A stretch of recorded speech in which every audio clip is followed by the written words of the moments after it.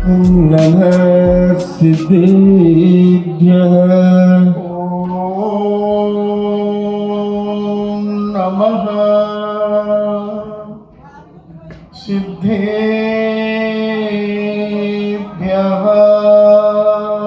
ॐ नमः सिद्धेभ्यः। नमो अरिहन्ताणम्।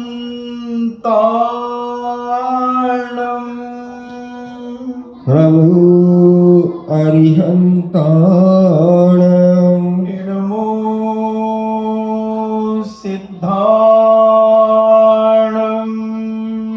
नमो सिद्धाणम्। नमो आयर्याणम्।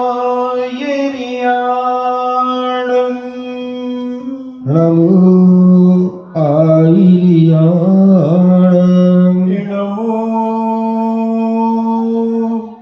उबज्झायाणम्।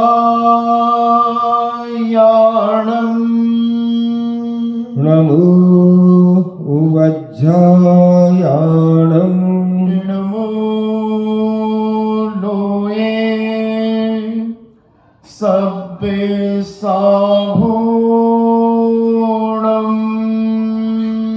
नमो लोये सब्बसाहूणम्। पंच परमेश की भगवान की जय। अहिंसामयी वीतराग विश्व धर्म की जय। देवादिदेव 1008 आदि ब्रह्मा आदिश्वर श्री आदिनाथ भगवान की जय। देवादिदेव 1008 चिंतामणि घोर उपसर्ग विजेता श्री पार्श्वनाथ भगवान की जय। देवादिदेव 1008 शासन नायक बाल ब्रह्मचारी भगवान महावीर स्वामी की जय। परम पूजनीय आचार्य श्रोमणि गुरुवर श्री कुंद कुंद महामुनिराज की जय। परम पूजनीय आचार्य श्रोमणि गुरुवर श्री विद्यासागर जी महामुनिराज की जय। परम पूजनीय निर्यापक श्रवण मुनि श्री सुधा सागर जी महाराज की जय। परम पूजनीय 3,9 करोड़ महामुनिराजों की जय। तपोदय अतिशय क्षेत्र की जय। परम पूज्य शिलक श्री गंभीर सागर जी महाराज की जय। चर्चा चल रही है कि जो कुछ भी दुनिया में वैभव दिख रहा है सब तुम्हारे पुण्य के उदय से प्राप्त है। पुरुषार्थ इसके साथ तो है, मगर पुण्य का उदय ना हो और पुरुषार्थ करते रहो तो भी व्यक्ति को सफलता नहीं मिलती। और पुण्य का उदय है और पुरुषार्थ थोड़ा सा भी पुरुषार्थ किया गया सफलता के पौबारा हो जाती है। एक मजदूर, मैं जब जंगल जाता हूं बहुत सारे लोग मुझे मिलते हैं, कुछ मुझे प्रणाम भी करते हैं, कुछ पैर छूने का प्रयास भी करते हैं, मगर कोरोना के कारण हम 4 कदम पीछे हो जाते हैं। कभी जब कोई हमसे बोलता है तो हम उससे बोल भी लेते हैं, क्योंकि हम चला करके कभी किसी से नहीं बोलते। सामने वाला जब तक नहीं बोलेगा तब तक हम नहीं बोलते, चाहे वो घंटों क्यों ना बैठा रहे। या उसकी हम मनोभावना को देख लेते हैं कि ये कुछ बोलना चाह रहा है मगर नहीं बोल पा रहा है, तो फिर थोड़ा सा उनको हम एक तरफ देख करके वो अपनी बात व्यक्त कर देता है। तो जब एक ने मुझसे पूछा मेरे इस भेष के बारे में, तो मैंने भी फिर उसके रोजगार के बारे में पूछा। परस्पर उपग्रह हो जीवन। मैंने पूछा कि भाई तुम कितना कमा लेते और कितना क्या करते हो। उसने कहा बाबा जी कभी 500 कमा लेता हूं, कभी 400 कमा लेता हूं। कभी हाथ नहीं चलते ठंड में तो 300 ही रुपए का काम होता है। पुरुषार्थ पूरा, मेहनत पूरी करता हूं, उसी समय मेरे मन में एक बिजली सी कौंध गई। ये सब पुण्य का खेल है, ये सब पुण्य के नाच हैं। जिसकी बॉडी में हीट्स है उसे ठंड का कोई प्रभाव नहीं पड़ता। वो सवेरे 6 बजे से काटना शुरू कर देता है पत्थर को और शाम को 500, 700, 800 रुपए भी ले जाता है और एक ठंड ठंड करता रहता है। हमारे बिजौलिया में एक मित्तू स्वामी थे, हैं अभी, अन्यथा मत लेना, अभी हैं। तो वो कहते थे ठंड ठंड क्या करत है, ठंड से क्या मरत है, और मरत है तो मरत है। अनिल पटवारी ने उनकी उपाधि, उन्हें मुत्तु स्वामी की उपाधि दी थी 2000 के चातुर्मास के दौरान। और उन्होंने कविराज की उपाधियां भी दी, अनेक अनेक उपाधियों से विभूषित किए गए थे। क्योंकि अनिल पटवारी 20 साल पुरानी बात है तो उनको भी थोड़ा बचपन आ ही जाता था, तो वो बड़े मजे लेते थे उनके। और वो भी जाकर के वहां शिलालेख पे जाकर के चिंतन कर करके डायरियों में लिख लिख करके कविताएं लाते थे। और भैया गति के समय लोग कहते हाँ मुत्तु स्वामी, हाँ, तो मुत्तु स्वामी फिर सुनाते चले, आलम जिनका नाम, अलग अनेक नाम उनके रखे गए थे। तो वो सुनाते थे ठंड ठंड क्या करत है, ठंड से क्या मरत है, और मरत है तो मरत है, बड़ी जोरदार। अब उस समय सब, और ठग परिवार तो हंसने में मास्टर है। ये पहले हंसते थे, अगर गेट के वहां हंसे तो संतशाला में इनकी ठहाके सुनाई पड़े। ये ठग इनका मुखिया ही था, ठहाका लगाने वाला। मैंने बताया था इनका इतिहास कि जो जम्बू कुमार जी के जो 52 लड़के थे उसमें एक लड़का ठहाका लगा करके हंसता था, बहुत जोर से हंसता था, ठहाका लगा लगा कर। और मैंने इस पर गौर भी किया कि जितने ठग हैं, असली नाम तो ठग है, ठग, जैसे बन गया ठोकते हैं ठग, मगर इन्हें ठग लिखना शुरू कर दिया, या तो इनके बाप दादा ठगी होंगे, कुछ ना कुछ होगा, जब भी तो इन्हें ठग की जगह ठग कर दिया। तो मैंने देखा जहां भी मैं गया, जहां बगैरबान समाज है और वहां के ठग जो है, मैं तो ठगी कहता हूं, ठग नहीं कहता, ठग, आधा का ठा और आधा का, ठग, या का पूरा लिख करके नीचे हलंत कर दो, वो ठग, ठा, ठहाका। तो ठहाका लगा करके हंसने से वो ठग परिवार हुआ। तो मैं ये कहना बता रहा था कि जहां जहां भी ठग हैं वो खूब जोर से हंसते हैं, ठहाका लगा करके हंसते हैं। तो पुण्य, पुरुषार्थ तो करता है आदमी, मगर पुण्य नहीं होने पर पूर्ण सफल नहीं होता। मगर मैं उनसे कहता हूं कि पुरुषार्थ करते रहना, पुरुषार्थ कभी बंद मत करना, और सबके प्रति करुणा, प्रेम, वात्सल्य, आत्मीभाव, प्राणी मात्र के प्रति दया भाव रखना। तेरा पुरुषार्थ एक न एक दिन सफल होगा। तो मैंने देखा कि इनमें भी भेद हो जाता है,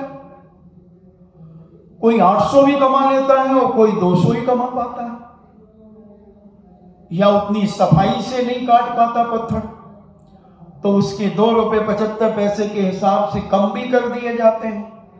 2.75 ले रहा है तो उसको 2 ही रुपए के फुट से मिलते हैं, कोई को 1.5 रुपए भी मिल जाता है, उसकी सफाई नहीं होती। तो सब पुरुषार्थ और पुण्य पर ही सारी दुनिया आज चल रही है। बिना पुण्य के आज तक किसी को कुछ नहीं मिला, कुछ नहीं मिला। और जिसका पुण्य है उसे बिना किए भी मिल जाता है, कई बार बिना किए मिल जाता है। तो लोग ईर्षा करते हैं, ईर्षा करते, महाराज जी, हम कहते क्या बात है महाराज जी, वो हाँ भैया कुछ किया ही नहीं महाराज जी। हाँ पहले किया था उसने, इस जन्म के पहले किया था। इसलिए उसे ये आज मिल रहा है। महाराज जी, हम आते हैं तो कोई देखता ही नहीं है, कोई हमें आगे पीछे कुछ करते ही नहीं। हमारे जन्मदिन हो गए, किसी ने केक ही नहीं काटा, क्षेत्र कमेटी ने केक ही नहीं काटा, काजू की कतली बनाई नहीं हमारे जन्मदिन पे। तो हम कहते हैं उसने पूर्व में भी किया है, अभी भी कर रहा है, इसलिए लोग उसके आगे आगे पीछे साथ साथ लारे लारे चलते हैं। तुम भी कुछ अपने जीवन में ऐसा करो कि तुम्हारे भी पुण्य बढ़े। हम पुण्य की क्रिया में ही छल कपट कर देते हैं, हम पुण्य की क्रियाओं में ही पाप की बदबू प्रवेश करा देते हैं, तो वो पुण्य भी बदबू युक्त होगा ना। और बदबू युक्त पुण्य में कौन व्यक्ति उस बदबू को सूंघना चाहेगा? हर व्यक्ति तो सुगंध की सुरभि चाहता है। अपने अपने मन को टटोलो। कई लोग हैं बहुत सारा काम करते हैं, दान भी देते हैं, सब कुछ करते हैं, मगर उनकी बोली में अहंकार होता है, उनकी चाल में मद होता है, उनकी आंखों की नजरिए में द्वेष होता है, ईर्ष्याएं होती हैं, इसलिए उन्हें करते हुए भी कुछ नहीं मिल पाता, सम्मान नहीं मिल पाता, इज्जत नहीं मिल पाती। मजाक जरूर उड़ा देते हैं उनका लोग, मगर वो सम्मान जो उन्हें मिलना चाहिए वो नहीं मिल पाता, क्योंकि उसमें एक बदबू भी आ रही है, उनकी क्रियाओं में एक मद झलक रहा है। इस वजह से वो बेचारे पुरुषार्थ करते हैं, पुण्य भी कमाते हैं, मगर वट परंतु किंतु लेकिन वो सम्मान नहीं पा पाते, वो प्रभावशाली नहीं बन पाते, वो अपना प्रभाव नहीं बना पाते। चाहे वो नौकरी पेशे वाला हो, चाहे वो व्यापारी हो, चाहे वो XYZ कोई भी हो, बहुत सारे कारण मिलकर के प्रभाव बनता है, बहुत सारे कारण मिलकर के। पुण्य भी है, सब कुछ है, मगर तुम्हारी वाणी में विनयता नहीं है, विनयशीलता नहीं है तुम्हारी वाणी में। तुम हमेशा अकड़े रहते हो, शरीर से भी अकड़ते हो और वाणी से भी अकड़ते हो। तो फिर आदमी कहता है होगा तू अपने घर का रईस, होगा तेरे पास 3 खंड का मकान, मेरी झोपड़ी तेरे 3 खंड के मकान से भी अच्छी है, तेरे 3 खंड के मकान से भी मेरी झोपड़ी अच्छी है। क्यों? किसी ने पूछा क्यों? अरे बोले भाई साहब, हमें किसी ने सुनाया इनके बारे में कि एक बार मूसलाधार बारिश और कमर तक पानी हो गया।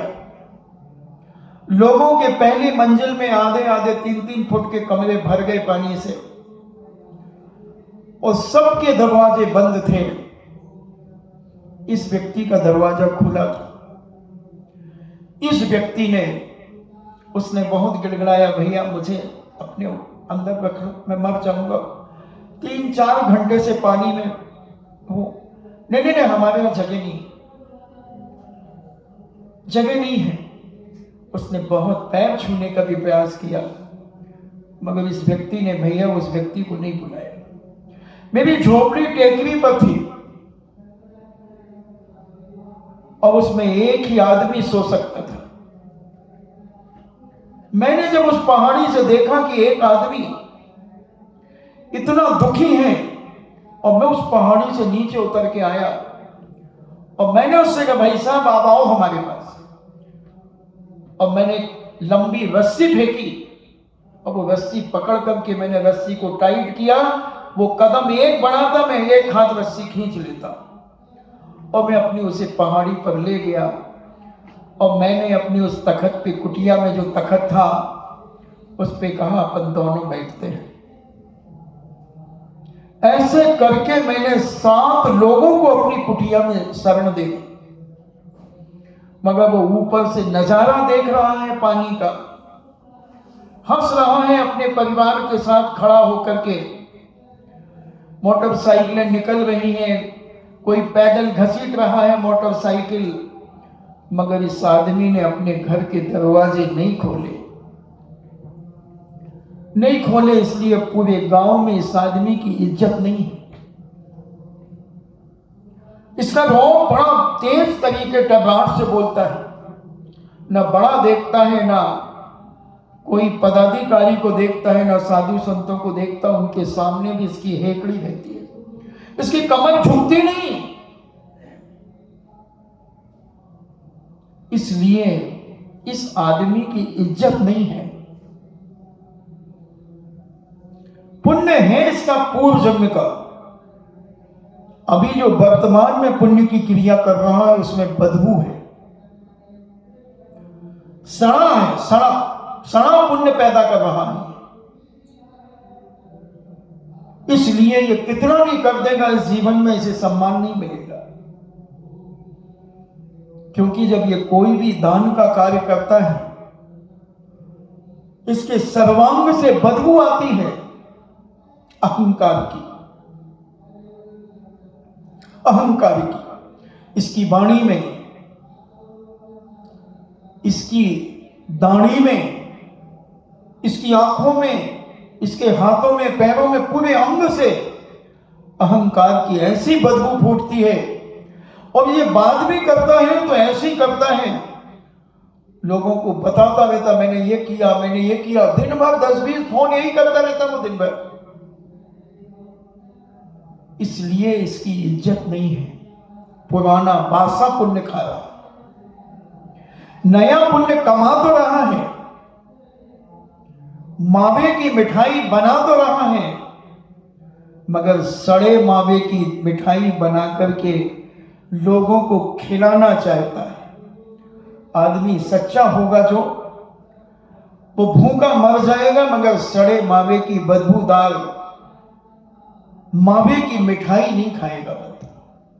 अगर हम आपसे कहें बहुत बढ़िया खीर बनाई जाए, जो जो आप डालते हैं वो सब डाला जाए और आपके लिए थाली में परोस दी जाए, पात्र में दे दी जाए, और आपके खाने के पहले कह दिया जाए, भाई साहब इसमें 2 छुटकुलियां लड़ रही थी तो एक छुटकुली की पूंछ कट गई थी, वो इसमें गिर गई, पूंछ तो हमने निकाल दी है, अब खाओगे खीर तो बहुत बढ़िया है,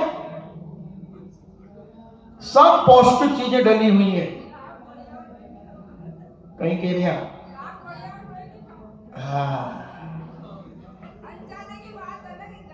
हाँ, वो कोई जान के वो मैं बताना चाह रहा हूं आपको, इसीलिए सत्य नंगा सत्य है, क्योंकि सत्य हमेशा नंगा होता है। तो मैं ये कहना चाह रहा हूं आपसे कि हम पुण्य भी करते हैं मगर बदबूदार पुण्य करते हैं, घृणास्पद कार्य करके हम अपनी पुण्य को घृणास्पद बना लेते हैं। और जान करके इसलिए जैनाचार्य कहते हैं, संत महंत भगवंत कहते हैं कि अपने जीवन में भले थोड़ा करो, बहुत थोड़ा करो, मगर इतने विनयशील होकर के करो, इतने पवित्र परिणामों से भर करके करो कि वो वट वृक्ष का बीज, एक खसखस के दाने के बराबर बीज बरगद का पेड़ बन जाता है। ऐसा थोड़ा सा छोटा सा पुण्य तुम्हारे जीवन में किया हुआ, मन वचन काया की पवित्रता से किया हुआ कार्य सोने में सुहागा लाता है, तुम्हारी जिंदगी में 4 चांद लगा देता है। और कई लोग बहुत सारे काम करने के बाद भी उनकी जिंदगी में अमा की काली रात ही नजर आती है। उन्हें कोई व्यक्ति पसंद ही नहीं करता। वो बहुत घुसपैठ करने का प्रयास करते हैं।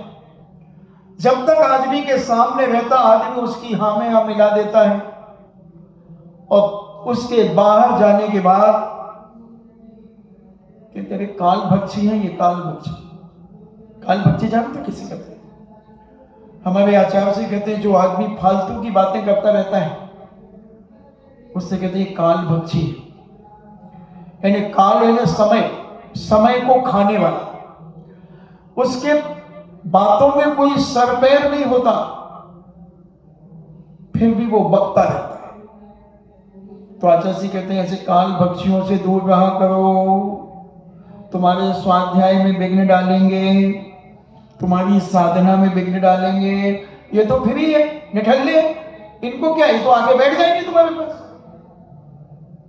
और इधर उधर की बातें छेड़ करके तुम्हारा समय ले जाएंगे। नहीं, बचो।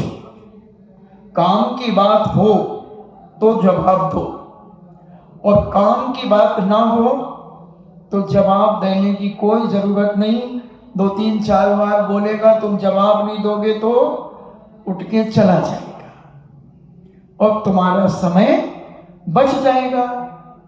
तुम्हारा पुण्य भी क्षीण होगा, क्योंकि उसके प्रश्नों में कई प्रश्न ऐसे आ जाते हैं जिनके कोई सर पैर नहीं होते।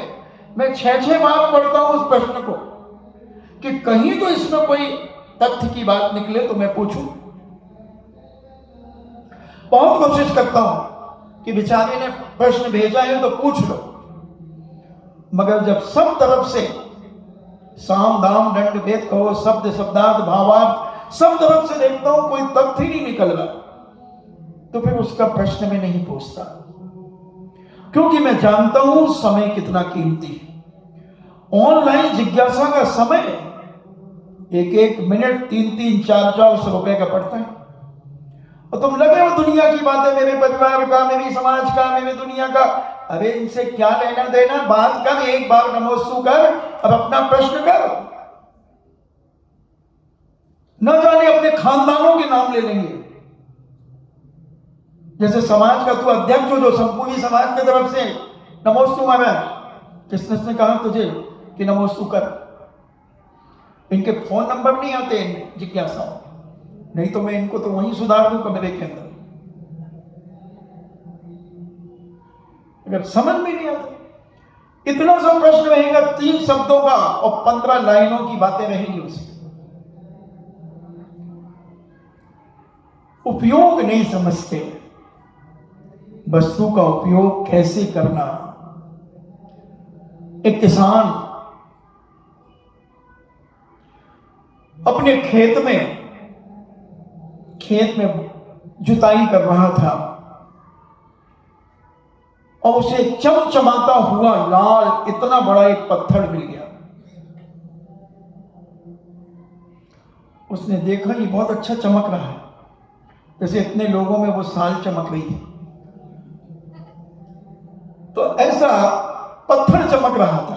देखो भाई, सपक्ष तो रखना ही पड़ेगा किसी चीज को सिद्ध करने के लिए, इसलिए न्याय में सपक्ष रखना बहुत जरूरी होता है।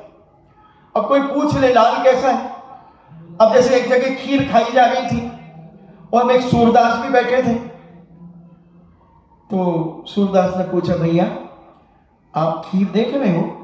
हाँ बाबा जी देख रहा हूं। कैसी है खीर? खीर सफेद है। सफेद कैसे होता है? बगुला होता ना, जैसे बगुला वैसी होता है सफेद।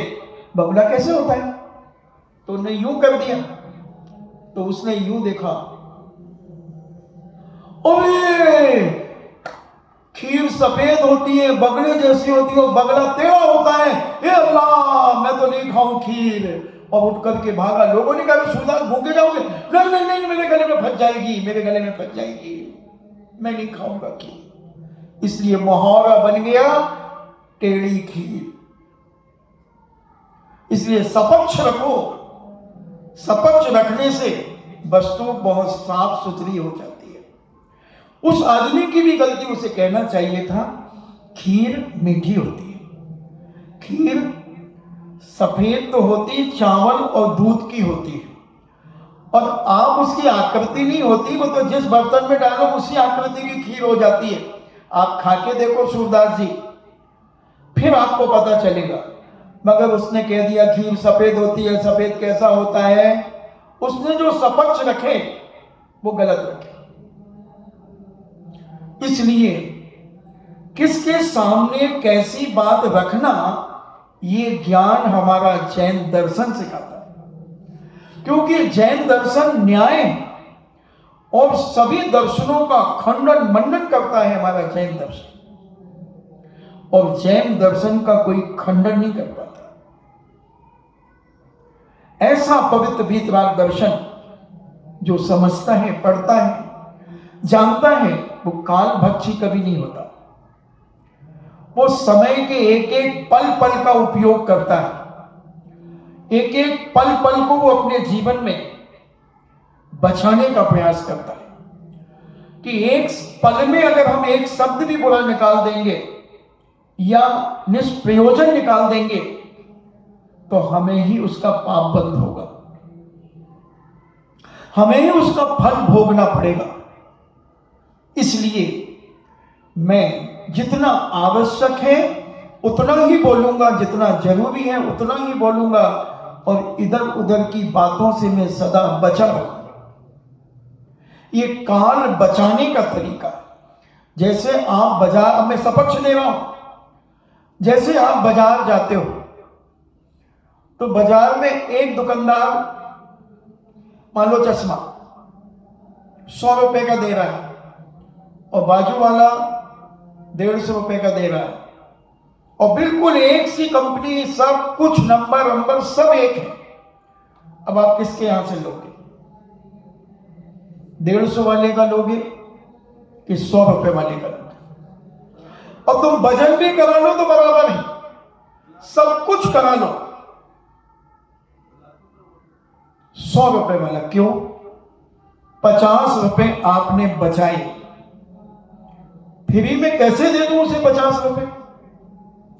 उसी प्रकार जैनाचार्य कहते हैं, संत महंत भगवंत कहते हैं कि अपने जीवन में फालतू समय का खर्च मत करो, अपव्यय मत करो, क्योंकि साधु का समय ही धन है। आप कहते हैं ना, टाइम इज मनी, यानी समय ही आपका धन है। तो साधु इस पर बहुत ध्यान देता है, जो वाकई में अपने कल्याण के लिए साधु बना है, और जो दिखावे के लिए बना है तो उसको जितने लोग बैठेंगे उसको बड़ा मजा है, और वो सोचेगा कि मेरा प्रभाव देखो कितना है। छोड़ते नहीं लोग, मुझे बैठे ही रहते हैं मेरे पास, और मैं उनसे बातचीत करते रहता हूं, बड़ा मजा आता है। और आजकल भीड़ को देख करके लोग प्रभाव भी जानते कि इनका प्रभाव हो, तो भाई बहुत भीड़ आ रही।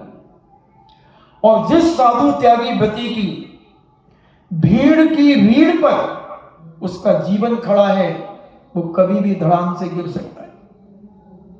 समझ रहे हो ना मेरी भाषा? कि जो भीड़ को देख करके अपना प्रभाव समझ रहा है, ये भीड़ आज तक किसी की सगी नहीं हुई। किस करवट कौन आदमी बैठ जाए कुछ नहीं कहा जा सकता। बंधु, तुम्हें लग रहा है कि ये मेरे पास आ रहा है, और किसी ने 2 मीठी गोली देकर के अपनी तरफ खींच लिया। कई लोग कहते ना, पहले मैं लिफ्ट देता हूं, फिर गिफ्ट देता हूं, और फिर अपने में शिफ्ट करता हूं। बहुत सारे लोग, तो ये तो इसीलिए पैदा हुए, ये इसी क्योंकि प्रभावित करना ही उनका काम है। एक प्रभावित होना और एक प्रभावित करना। मैं आपसे पूछता हूं, एक भक्त बनना और एक भक्त बनाना, दोनों में कितना अंतर है? एक दोस्त बनना और एक दोस्त बनाना, दोनों में कितना अंतर है? आप सब पढ़े लिखे लोग हैं, आप समझ रहे हो कि कितना अंतर है। और साधु त्यागी व्रती अगर भक्त बनाता है तो उसका जीवन कमबख्तता की ओर बढ़ रहा है। तो उसे अपने पद की गरिमा ही नहीं मालूम। अरे तेरी चर्या, तेरी क्रिया, तेरी साधना को देख करके अपने आप लोगों की श्रद्धा बढ़ती चली जाएगी। तू तो श्रद्धा बनवा रहा है, तू तो मार मार करके परिवर्तित करना चाहता है। तो ये समझ लेना कि अंदर से ये खोखला। एक नाम, बिना नाम बताए एक बात बताऊंगा, बहुत पुरानी है, मेरे दीक्षा के पहले की है। एक साधु किसी के नगर में गया, उसके भाई को वैराग्य था। वो चाह रहा था कि मैं कैसे भी घर छोड़ दूं। वो जब कॉलेज लाइफ में पढ़ता था तब वो जिनेन भगवान के उसने दर्शन किए थे एक जगह, जन्म से चैन नहीं था, और उसने दर्शन किए, उसे बड़ा अलौकिक आनंद आया। बीतराग मुद्रा थी, शांतिनाथ भगवान की मुद्रा, और बड़ा अलौकिक प्रतिमा थी, चमत्कारी। उस दिन से वो जैन दर्शन के प्रति बड़ी आस्था और विश्वास रखने लगा। अपनी कॉलेज लाइफ में भी वो बहुत ध्यान आदि करता रहता था। और जब उसके नगर में एक साधु आए, बड़ी लच्छेदार बातें करते थे, उपदेश भी देते थे बड़ी लच्छेदार बातों से। तो जो ना समझते हैं वो सब जाते आते थे। उसने भी अपने परिवार में कहा कि मैं इनके साथ जाऊंगा। उसकी बहन साइकोलॉजी में मास्टर थी, पीएचडी होल्डर थी। उसने कहा कि ठहर, मैं एक बार उनको देख करके आती, एक दो प्रश्न करूंगी, और अगर उन्होंने ठीक ठीक उत्तर दे दिए तो मैं तुझसे कहूंगी तू जा। और वो गई। जाते ही वो साधु मुस्कुराने लगा। अरे जान ना पहचान, मियां बीवी सलाम, ये क्या है? वो कौन है, क्या है, तुम्हें जानते नहीं, वो तुम्हें पहली बार दे तो मुस्कुरा क्यों है? इससे सिद्ध है कि ये मूर्खानंद है। बिना बातचीत किए तो वो स्वाभाविक से इतने प्रभावित हो गए कि तुमने मुस्कान दे दी। अरे साधु की एक मुस्कान अरबों खरबों रुपए की है। आचार्य श्री एक बार नजर उठा के मुस्कुरा दे तो हजारों लाखों आदमी फिदा हो जाते हैं। और वो कई बार 15-20 दिन उससे नीचा किए रहते हैं। जब लोग नमोस्तु नमोस्तु नमोस्तु करते हैं, तब एक बार ऐसे करते हैं, आदमी धन्य हो जाता है। और हम तो गेट में घुसते ही आंखें फाड़ करके देख रहे हैं, आओ आओ आओ आओ, बहुत दिनों में आए, आओ। वो समझ गई, उसने कोई प्रश्न नहीं किए, आधे रास्ते से ही लौट गई और बोले भैया वो तो ढकोसला है, उसके पास जाना मत, पाखंडी है एक नंबर का। मैं तो रुकी नहीं, वो मुझे ही देख करके इतना प्रसन्न हो गया, मुस्कुरा दिया उसने जम के। वो भी पढ़ा लिखा था भाई उनका, ठीक है। फिर एक दूसरे महासंत निकले, सम्मेद शिखर की यात्रा से लौट रहे थे, और वो बहन फिर गई क्योंकि भाई को निकलना था। बहन फिर गई और बहन तो उनकी मुद्रा देख करके उसका मस्तक अपने आप नीचे हो गया। नमोस्तु किया, नमस्कार किया, प्रणाम किया, राम राम किया, जो भी होता है, और देख करके उसकी जबान ही नहीं खुली उनके सामने। उनकी साधना टपक रही थी उनके शरीर से, तेज टपक रहा था, बीत रागता झलक रही थी। उसकी हिम्मत नहीं हुई कि ऐसी महाशक्ति से मैं कोई वार्तालाप करूं। उनको देखती रही और वो संत नीचे सिर किए रही। वो देखती रही। उसकी आंखें छलछल आ गई और गई और कहा, भैया अगर तुझे जाना है तो इनके साथ आंख मूंझ करके चला जा। बोले, तूने प्रश्न पूछे? बोले, बेटा भैया पूछने की कोई जरूरत नहीं है, सत्य झलक रहा है रग रग से। अब तो प्रभावित हो गए लोगों से, क्या पाओगे? खोते ही चले जाओगे, कुछ नहीं पाओगे।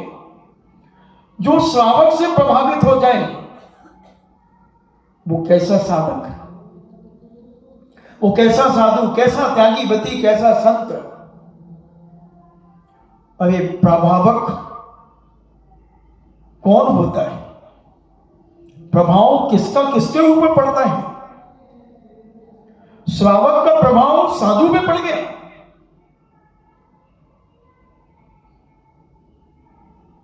उससे आकर्षित हो गया साधु।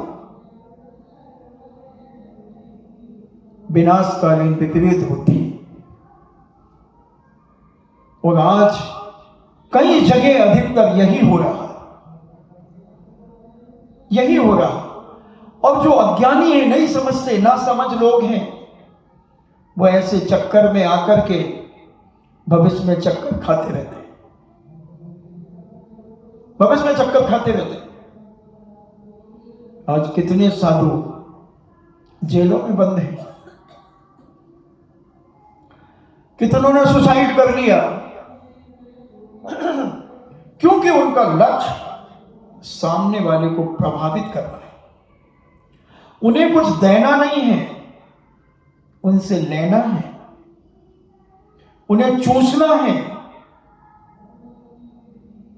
जिसके दुष्परिणाम समाज की बदनामी के साथ क्या क्या दुर्गति होती है। और जो ना समझ लोग होते हैं, केवल जिनका वही दशा हो गई, लोभी बबू लालची चेला होए नरक में ठेलम ठेले। शिष्य भी लालची है और गुरु भी लालची है। इलायची नहीं, लालची।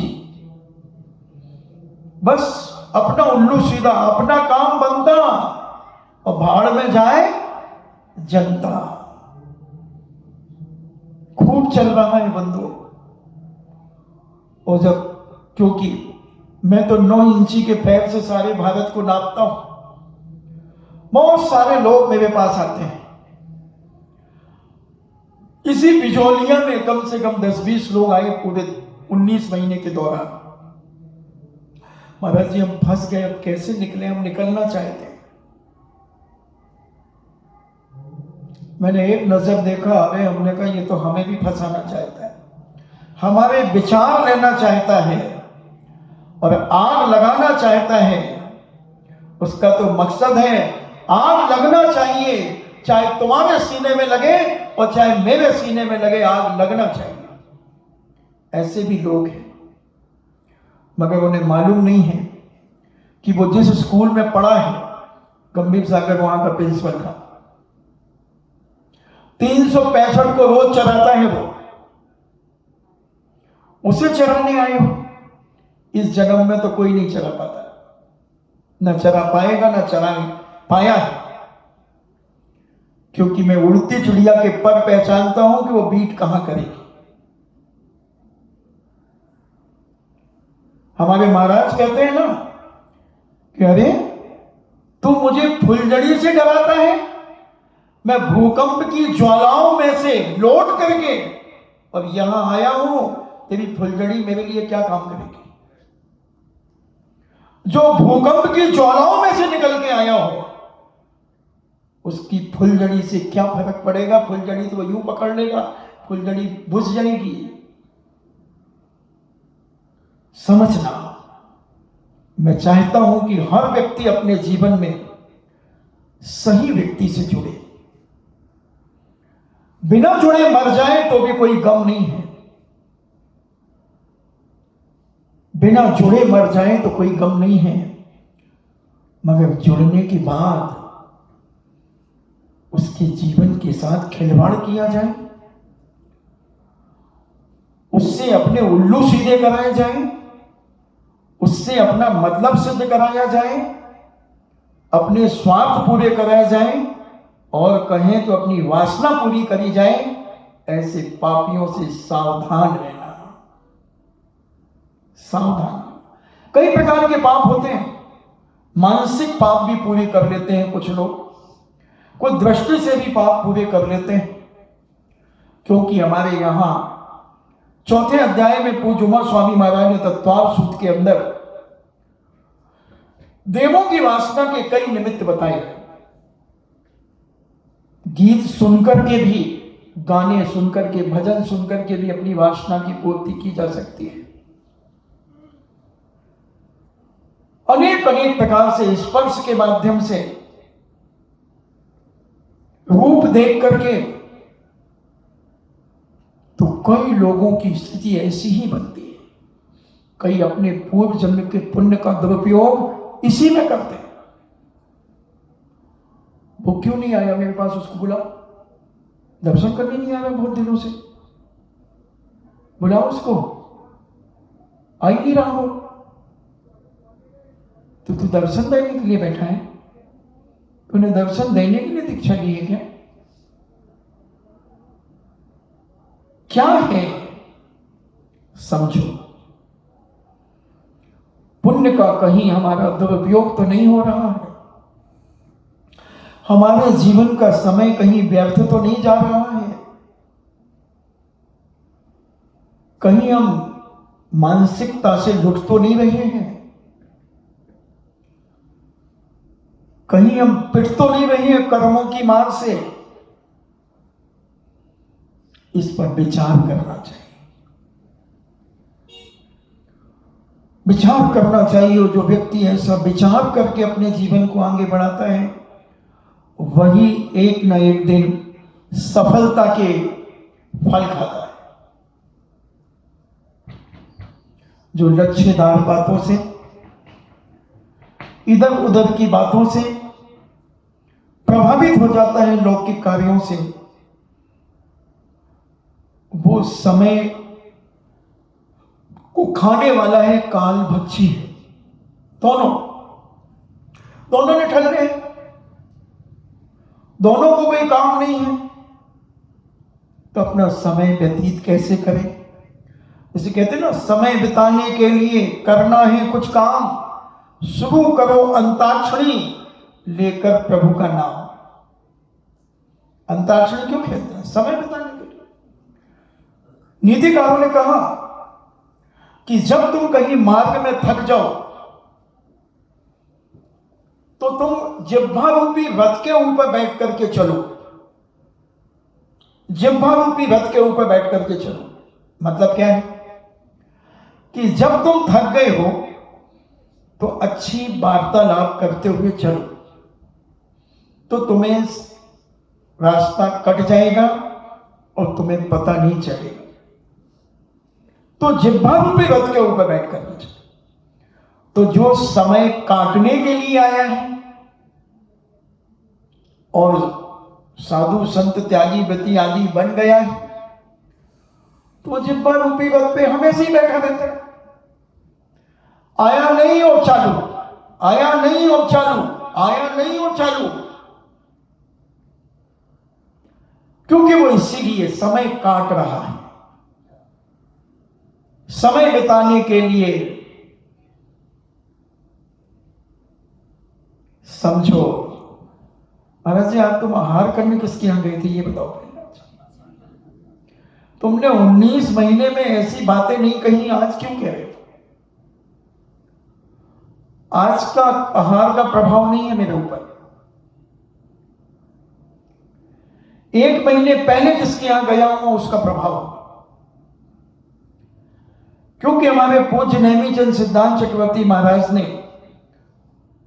अपने कर्म कांड, जीव कांड, कर्म कांड में कहा कि आज का खाया हुआ भोजन कैसे पचता है ये बताओ। तो उन्होंने बताया कि जो भोजन किया जाता है उसका पहले रस बनता है, जो 4 दिन 7 घंटे में रस बनता है, फिर रस से खून बनता है।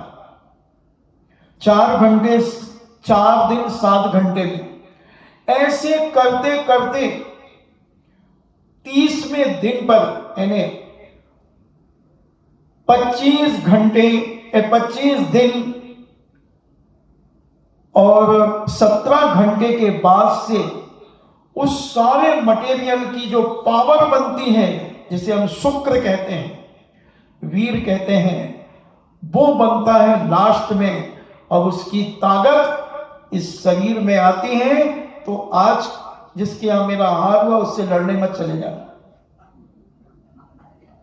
हाँ, क्या पता वो चतुर मौसी चली जाए।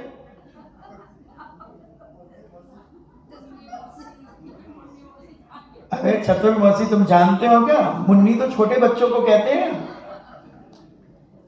मुन्ना भाई छोटे बच्चों को कहते हैं मुन्नी भाई। अब तो वो Chaturbai Sethia, sorry, I am sorry please, Chatur मौसी। यानी चतुर का मतलब तुम गलत मत लेना। चतुर यानी हर चीज में पारंगत, अनुभवशील, कर्मठ। ऐसे एक को किसी ब्रह्मचारी को कर्मठ की उपाधि है। एक विद्वान है सुरेंद्र कुमार जी भारती, कर्मठ, यानी किसी भी क्षेत्र में उनको खड़ा कर दो, उसमें सोहर हासिल प्राप्त करनी है। और ये ऐसी है, मैं इनको 20 साल से 21 साल से जानता हूं, कोई फर्क नहीं आया। हेल्थ में, वेल्थ में तो बहुत फर्क आया। वेल्थ तो पहले से कई गुनी हो गई, मगर हेल्थ में कितना मेंटेन करना मामूली बात है। वही हाइट, वही पर्सनालिटी और वही रियलिटी, कोई पेनाल्टी नहीं आज तक। तो जीवन को ऐसा बनाओ कि जिसके माध्यम से कोई हमें काल भक्षी ना कह सके, कोई हमें लालची और स्वार्थी ना कह सके। हम जो भी करें, दूध का दूध और पानी का पानी करें, पानी करें। अगर हम प्रभावित करने में लगे कि कैसे प्रभावित हो जाएंगे आदमी, हमारे चंगुल से बच के न जाए, इसको जकड़ो, किसी भी बहाने से जकड़ो, किसी भी बहाने से उसे अपनी तरफ खींचने का प्रयास करो। मुस्कुरा के बने तो, कैसे भी बने, दे लेकर के बने तो नहीं बनते, लॉस है, बहुत बड़ा घाटा है, बहुत बड़ा घाटा। घाटा चढ़ाई को भी कहते हैं। हाँ, चढ़ाई को भी घाटा कहते हैं। कौन सा घाटा पड़ता ना, अभी हम उधर महुआ से आए थे, महुआ वाली कौन सा घाटा? सीता कुंड को घाटो।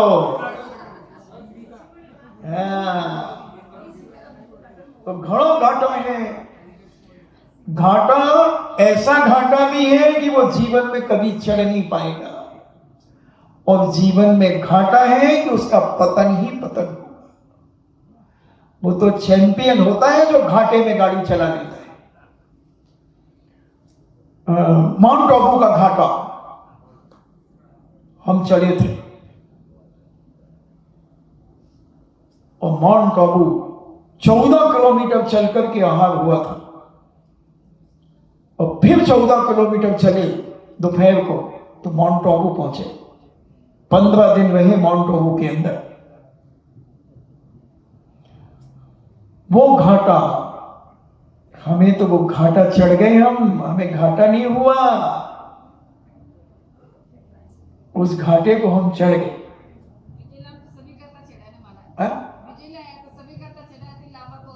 या तो छोटा छोटा है,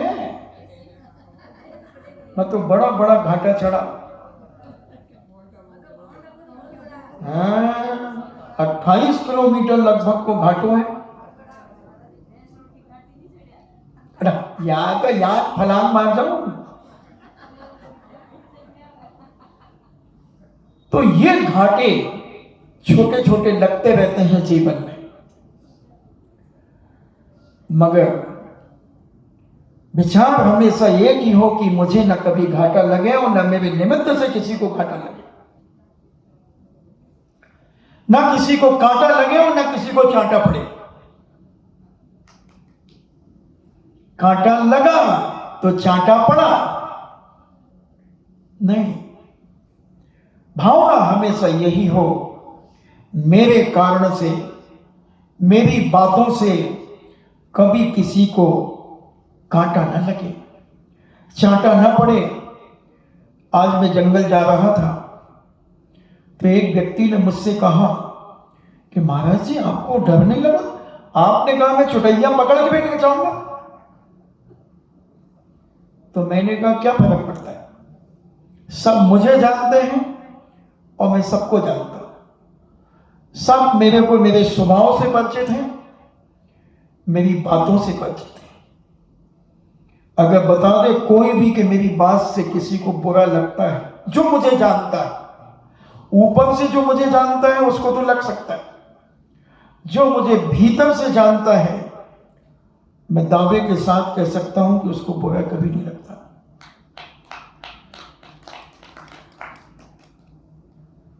क्योंकि मन में कोई हमारे छल नहीं है, कोई कपट नहीं है। हमारा तो सिद्धांत है कि सच कहना, खुश रहना, न राहु का लेना और न केतु का देना।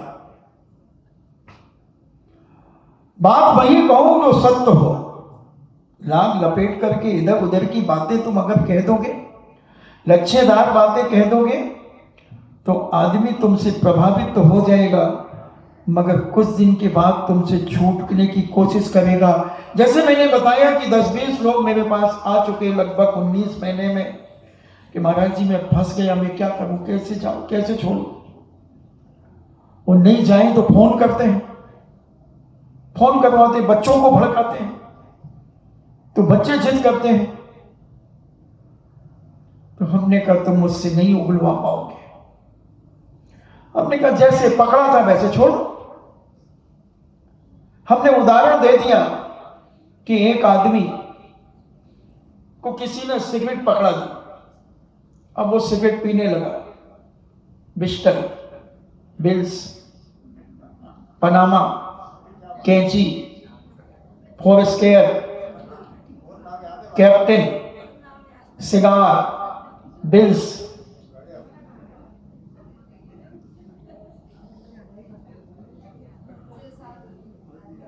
बहुत सारी हैं, XYZ। उसके परिवार के लोग आए, बोले महाराज जी हमारा बच्चा सिगरेट पीने लगा, उसे छुड़ाओ। वो कहता छूटती नहीं है। मैंने मेरे पास लाओ, लाई।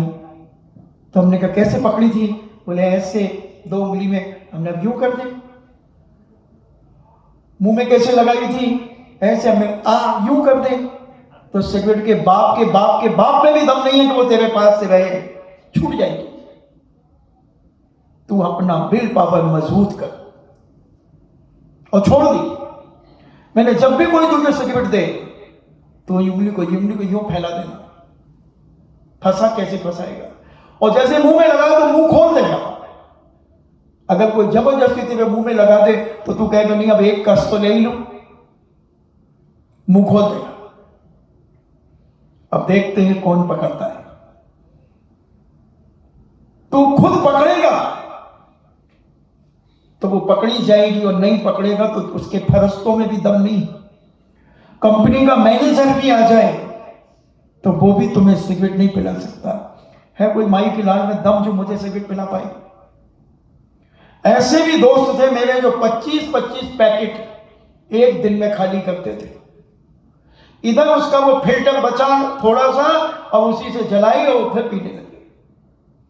मगर मैंने अपनी जिंदगी में कभी एक कस भी नहीं लिया, कस की छोड़ो कभी उंगली में नहीं फंसाई। हम अपने विल पावर को इतना मजबूत रखें कि कैसी भी संगति आ जाए वो मुझे डिगा नहीं सकती। डिगा नहीं सकते। होना चाहिए अपने अंदर की क्षमता, अपनी पवित्रता। एक बार मैंने बताया था कि कार्ड एक मेरे पास आया बच्चे के जन्मदिन का, जिसमें कार्यक्रम था 7 बजे से 10 बजे तक। 5000 कार्ड उसने बांटे थे। जब मेरे पास कार्ड आया था तो मैंने कहा भैया मैं तो नहीं आ पाऊंगा। बोले क्यों? मैं 7 बजे के बाद पानी नहीं पीता। 1984 की बात बता रहा हूं।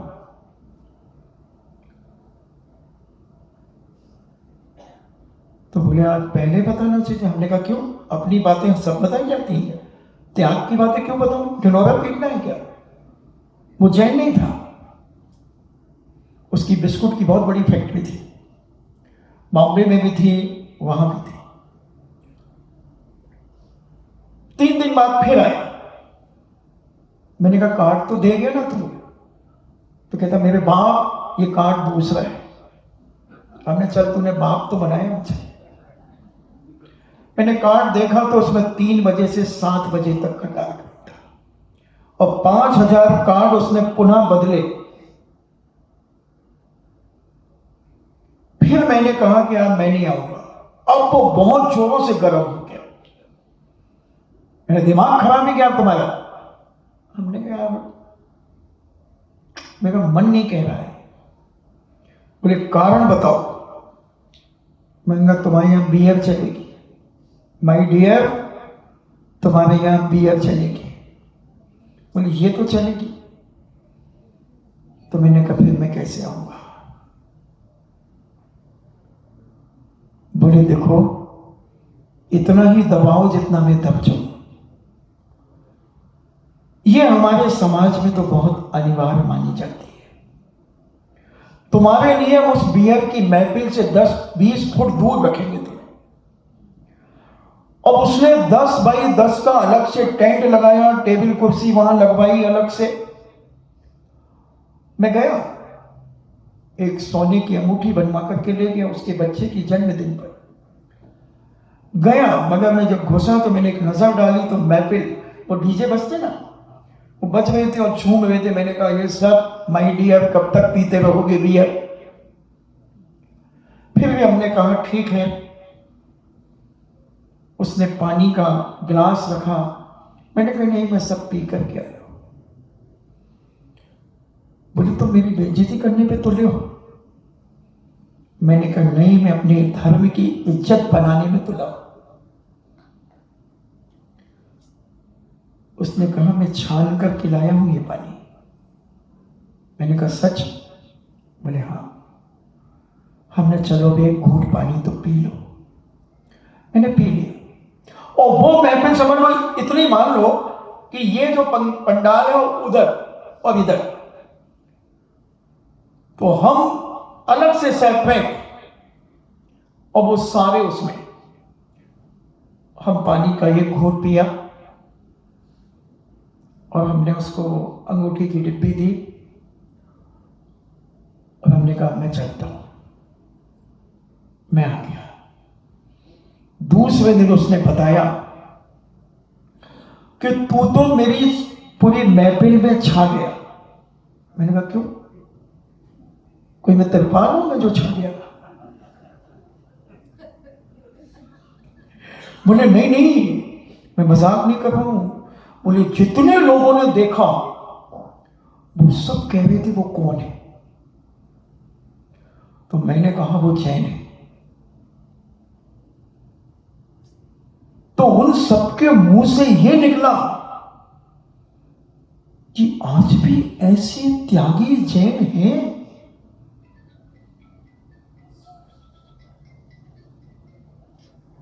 और मैंने उनको जब उसने बताया कि मैंने उनको बताया कि मैंने उसी के वजह से ये पूरी महफिल का समय चेंज किया, कार्ड चेंज किया।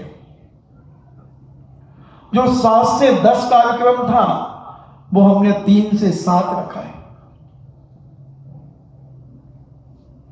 तो अपने चरित्र को इतना पवित्र रखो, अपनी विचारधारा को इतनी महान रखो कि तुम्हारे विचार आदमी सुनकर के अंतरंग में उसे प्रवेश करा ले और अपने जीवन को इतना पवित्र बनाने का प्रयास करे कि उसकी विचारधारा को सुनकर, उसकी क्रिया और चर्या को देखकर, कई लोगों की विचारधारा बहुत अच्छी होती है मगर क्रिया और चर्या भ्रष्ट होती है। मैंने कहा था एक बार हम सूरत में जब चातुर्मास कर रहे थे तो वो व्यक्ति अहिंसा पर इतना बोले कि मेरे को 3-4 बार रोमांच हो गया, पूरे शरीर में कांटे उठ गए अहिंसा की बातें सुन करके। फिर पूज्य मुनि श्री का प्रवचन हुआ। प्रवचन के बाद मैंने कहा महाराज जी इनसे पूछो क्या ये अंडा मांस शराब का सेवन करते हैं? इन्होंने अहिंसा पे जो प्रवचन दिया है, लेक्चर दिया है, लोगों को हिलाने वाला है। महाराज ने कहा कि भाई हमारे चुन्नक जी का एक प्रश्न है, वो पूछ रहे हैं कि आपने अहिंसा की पवित्रता पर इतना बोला है तो आप पूर्ण अहिंसक शाकाहारी हैं? उन्होंने कहा नहीं, मैं अंडा भी लेता हूं, मैं मीट भी लेता हूं, मैं सब कुछ लेता हूं। तो मैं आपसे ये कहना चाहेगा कि किसी की लक्ष्यदार बातों से प्रभावित हो मत जाओ। वो जो कह रहा है उसकी कथनी और करनी में फर्क तो नहीं है। अगर कथनी और करनी में फर्क है तो वो धोखेबाज है, वो दागी है, बागी है। ऐसे लोगों से सदा बचना, स्वयं बचना और दूसरों को बचाने का प्रयास करना। किसी को फंसाने का प्रयास कभी जीवन में नहीं करना। जितना लोगों को निकाल सको गर्त के मार्ग से उतना निकालना, और निकालते नहीं बने तो हाथ जोड़ लेना, उनके साथ छल कपट और धोखा मत करना।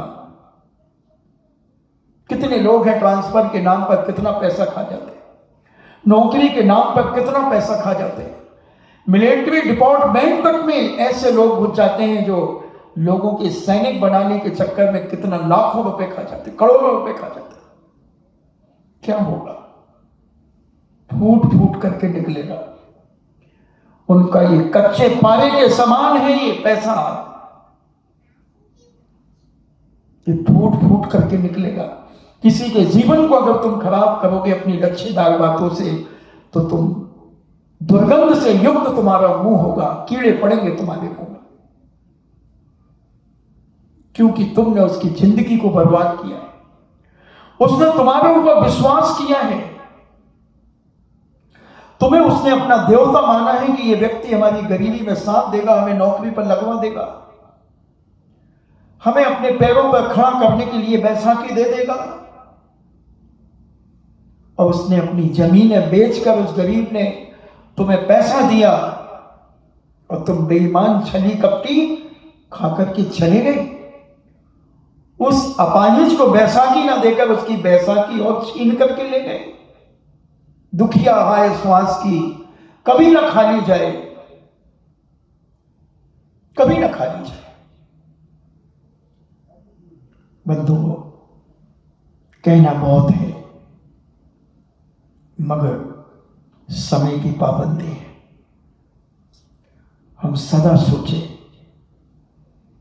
कि हमारे द्वारा, हमारे निमित्त से, हमारी विचारधाराओं से, हमारी क्रिया और चर्या से कोई व्यक्ति परेशान तो नहीं है, हमारे बोलने से कोई परेशान तो नहीं। हर समय अपने आप को टटोलो। हमसे लोग क्या चाहते हैं और हम अपने अंदर क्या इंटेंशन रख करके लोगों को दे रहे हैं, ये समझना। भले तुम किसी का उपकार मत करना बंधुओं, मगर किसी का अपकार मत करना। मैं नहीं कह रहा हूं कि तुम किसी की सहायता करना, मगर किसी बेसहारे का सहारा मत छीन लेना। किसी अपाहिज की बैसाखी मत छीन लेना, तुम बैसाखी नहीं दे सकते, कोई बात, मगर उसके पास जो बैसाखी के साधन हैं उनको छीन करके अपनी आजीविका में चार चांद मत लगा लेना। यानी किसी की लाश के ऊपर खड़े होकर के मुस्कुराना मत, किसी के जीवन का खून करके अपने हाथों को सजाना मत। अगर तुम ये करते हो तो तुम उस जल्लाद और कसाई से भी ज्यादा पापी हो जो बकरा काट के और मछली मार करके अपना पेट भरते हैं। तुम उनसे भी महानिर्दयी और महापापी हो। सावधान, समझने का प्रयास करो। आज तुम्हें अपने अंतरंग को झंकोड़ने का मौका दे रहा हूं कि अपने अंतरंग को झंकोड़ो। कैसे अत्याचार और अनीति के परिणाम तुम्हारे अंदर किसने पैदा किए? कौन है ऐसी वो शक्ति कि तुम्हारी भक्ति में भी विष घोल रही है, तुम्हारी वाणी में भी जहर घोल रही है, मगर वो मीठा जहर, स्वीट पॉइजन, वो घोल रही है।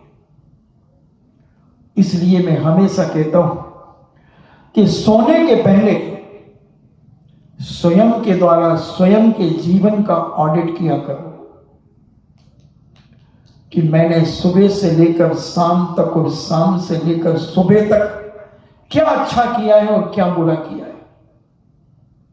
स्वयं के द्वारा स्वयं पूछा करो, किसी दूसरे से पूछने की जरूरत नहीं है, किसी दूसरे से समझने की जरूरत नहीं है। तुम्हें सब मालूम है कि मेरी आंखों में 2 आंसू छलछलाए थे तो वो किस कारण से छलछलाए थे, मेरे चेहरे पर जो मुस्कान आई थी वो किस कारण से आई थी।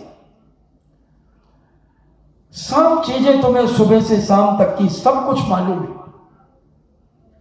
जितनी दूसरों के जीवन के उपकार करने वाली हो वही तुम अपने जीवन की पूंजी मानना, और दूसरों को जो विनाश करने वाली उनको तुम अपने जीवन का घाटा मानना कि ये हमारे जीवन में घाटा पैदा करेंगी और ये हमारे जीवन में फायदा पैदा करेंगी। ऐसे परिणाम अगर तुम हर क्षण अपने जीवन का परीक्षण और निरीक्षण करते रहोगे तो तुम एक दिन दुनिया के परीक्षक बन जाओगे, निर्देशक बन जाओगे और अपने जीवन को तुम पवित्र कर लोगे। किसी की सदगति हो ना हो मगर तुम्हारी जरूर सदगति होगी। तुम जरूर सदमार्ग पर चल करके परम पिता परमेश्वर के पास तुम भी अपना निवास बना लोगे। और नहीं तो ये 84 लाख योनियां हैं तुम्हारे लिए मिलेंगी। जन्म मरण होता रहेगा।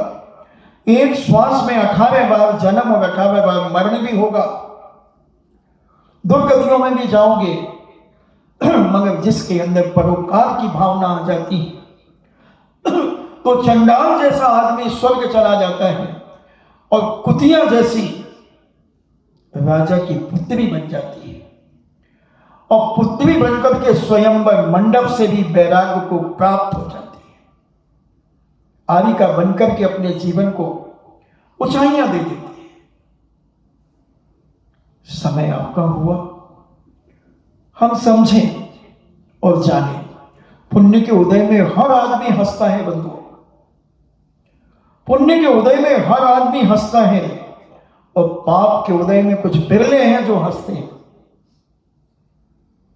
बाकी तो 99.9 चीखते और चिल्लाते हैं और रोते हैं।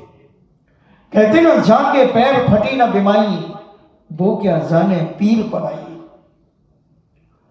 जब आदमी का पुण्य ऊंचाइयां छूने लगता है तब उसे वो छोटे छोटे कीड़े मकोड़े, वो दीनहीन जीव, वो गरीब, उनकी दृष्टि में दृष्टि गोचर नहीं होते। उनको तो वो कचरा समझता है और उन दीन दुखियों की बातों पर हंसता है। उसे धर्म भी नहीं सुहाता, धर्म का भी मजाक उड़ाने की हिम्मत वो अपने जीवन में रखता है, क्योंकि पुण्य है उसका। मगर उसे ये नहीं मालूम कि ये पुण्य भी पाप में बदल जाता है, संक्रमण हो जाता है। पानी स्वच्छ है आज, और मिट्टी कब मिल जाए, कीचड़ कब बन जाए, कुछ नहीं कहा जा सकता। इसलिए आप सब समझदार हैं, बुद्धिशाली हैं, विवेकशील हैं, पढ़े लिखे हैं, ज्ञानवान हैं, चिनैन के कुल में उत्पन्न हुए हैं। हर प्रश्न को समझने का प्रयास करना, मेरी भावनाओं को समझने का प्रयास करना। जिनवाणी माँ की बात मैंने बहुत सरल करके तुम्हें समझाने का प्रयास किया है, और इसको जो समझ लेगा वही समझदार है, नहीं तो वो मझधार में है।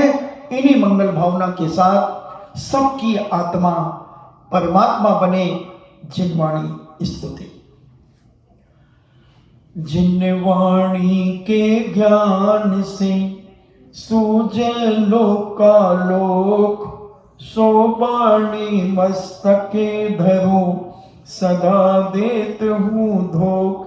हे जिनवाणी भारती तो है जपो दिन रैन, जो तेरो शरणा गहे सो पावे सुख चैन।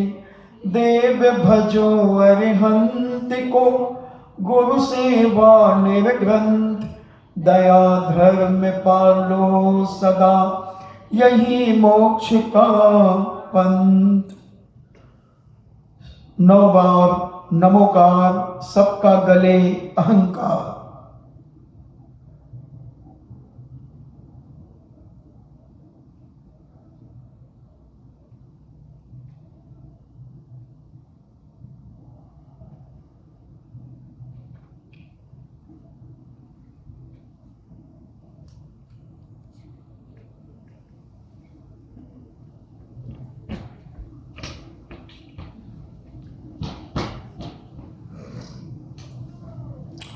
परम पूज्य द्वादशांग जिनवाणी माता की सुत देवता, सुत देवता, सुत देवता। जैनम जैतु शासनम, जैनम जैतु शासनम, जैनम जैतु शासनम।